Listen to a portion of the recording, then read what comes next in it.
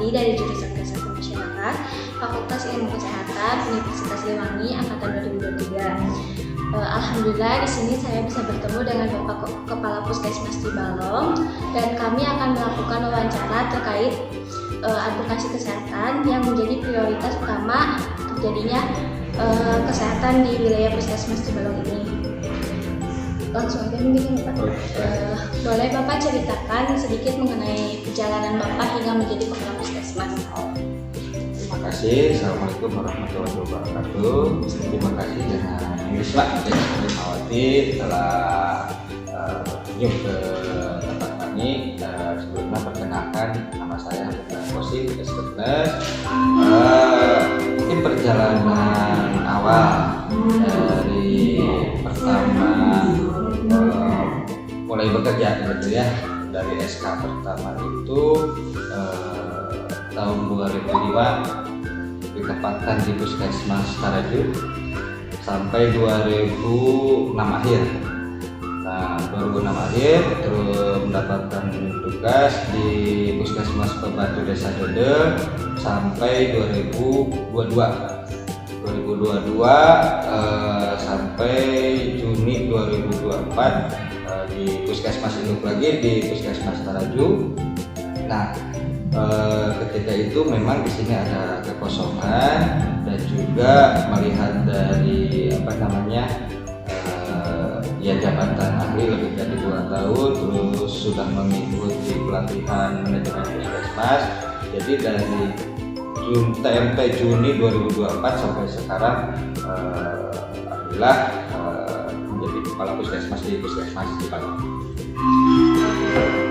Mungkin boleh Bapak ceritakan penyakit apa yang saat ini menjadi prioritas utama di wilayah Puskesmas Cibalong ini, Bapak?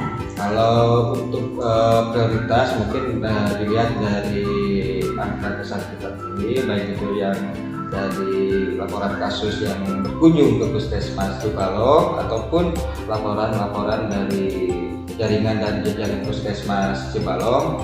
Ternyata memang ada peningkatan kasus terutama di 2 penyakit, yaitu di hipertensi dan penyakit DM gitu ya. Karena memang salah satu faktor yang mungkin berhubungan dengan penyakit ini tidak lepas dari genetik itu dan juga pola hidup. Kemungkinan apa kebijakan atau kewenangan Kepala Puskesmas dalam mengambil keputusan khususnya terkait pelayanan dan kebijakan kesehatan untuk penyakit tersebut, Pak?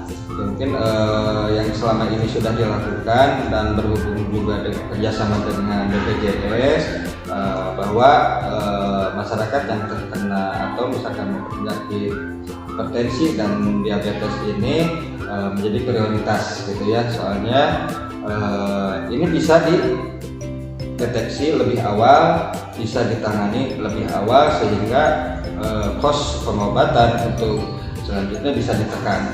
Mungkin sekarang seperti dengan adanya program pemerintah pusat cek kesehatan gratis itu bisa dideteksi salah satunya pemeriksaan tekanan darah dan juga pemeriksaan lab gula darah sehingga kita mengetahui lebih awal nih. Soalnya kebanyakan masyarakat tidak menyadari bahwa mereka mengidap penyakit tersebut. Jadi untuk pencegahan memang dengan adanya cek kesehatan gratis, terus adanya sistem sekarang Puskesmas ILP. Jadi di daerah-daerah terutama di Posyandu kita melakukan screening. Jadi lebih awal kedetek, lebih awal mendapatkan penanganan. Lalu menurut Bapak, faktor apa sih yang bisa mengakibatkan hipertensi dan diabetes itu tinggi, Bapak? Kalau sekarang hasil dari analisa mungkin adanya perubahan perilaku hidup. Kebanyakan sekarang masyarakat pengennya yang instan, makanan, terus gaya hidup itu udah berubah gitu ya. Sekarang banyak fast food, junk food dengan memang di satu sisi kita dimudahkan dengan adanya aplikasi GoFood, maaf ya jangan menyebutkan mereknya, tapi pesan antar makanan itu kan kita aktivitas berkurang tapi makanan-makanan tersebut lebih banyak ya. Mungkin selain faktor genetik dengan adanya perubahan perilaku tersebut menjadikan satu sebab gitu ya, selain dari genetik dan kayak gitu. Lalu bagaimana cara Bapak dalam melibatkan masyarakat agar lebih aktif dan melaksanakan suatu program yang sudah dibuat di puskesmas ini, Bapak? Oh ya, mungkin yang pertama sosialisasi dan edukasi tetap gitu ya. Ada beberapa program yang bekerjasama dengan BPJS, Prolanis gitu ya. Terus melibatkan jaringan dan jejaring, terutama ibu-ibu kadar gitu ya. Soalnya kan selain di sini ada pemegang program khusus, kadar dan bidan desa serta yang itu menjadi ujung tombak gitu ya, yang bersentuhan langsung dengan masyarakat dan juga mengedukasi supaya masyarakat lebih giat lagi memeriksakan kesehatannya gitu, baik yang ada di daerah maupun yang ke puskesmas induk gitu, sehingga untuk penyakit hipertensi dan diabetes ini terkendali gitu ya. Lalu menurut Bapak, tantangan terbesar apa yang sedang dialami saat melakukan program tersebut, Pak? Ya mungkin untuk saat ini tantangan yang paling itu mungkin dari pertama geografis, di wilayah kami gitu ya, banyak yang di pelosok-pelosok sehingga memang menjadikan terjebak akses masyarakat ke tempat pelayanan gitu ya, menjadi sedikit hambatan, apalagi dengan sekarang cuaca gitu ya. Tapi walaupun begitu kami melaksanakan atau melibat ke tenaga kesehatan yang ada di daerah untuk jemput bola apabila ada masyarakat yang memang membutuhkan pelayanan, melakukan kunjungan ke rumah gitu. Lalu apa sih harapan Bapak itu ke depannya untuk suatu dukungan dari pemerintah atau pusat untuk membantu puskesmas ini, Pak? Ya mungkin sekarang di sini kan puskesmas Cibalok sepertinya puskesmas rawat jalan ya.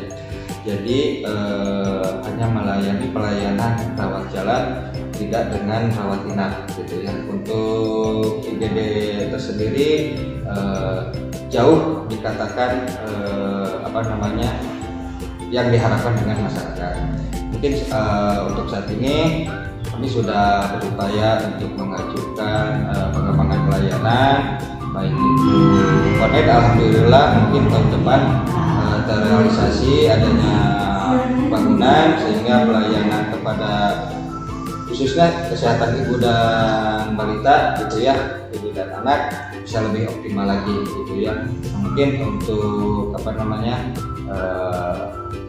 tadi dikatakan dengan sistem ILP, integrasi layanan primer, mungkin yang menjadi hambatan adalah sarana dan prasarana, sehingga mungkin pelaporan sekarang kan sudah semuanya online gitu ya, semuanya online, terbatas, terhambat dengan sarana dan prasarana, dan juga di kami tidak semuanya mendapatkan sinyal bagus gitu ya. Ada beberapa daerah kesulitan sinyal sehingga menghambat dalam pelaporan dari jaringan dan jejaring puskesmas. Mudah-mudahan kedepannya dia bisa membantu dalam sarana dan prasarana serta untuk pengembangan pelayanan di puskesmas Cibalok. Baik Bapak, terima kasih, mungkin itu.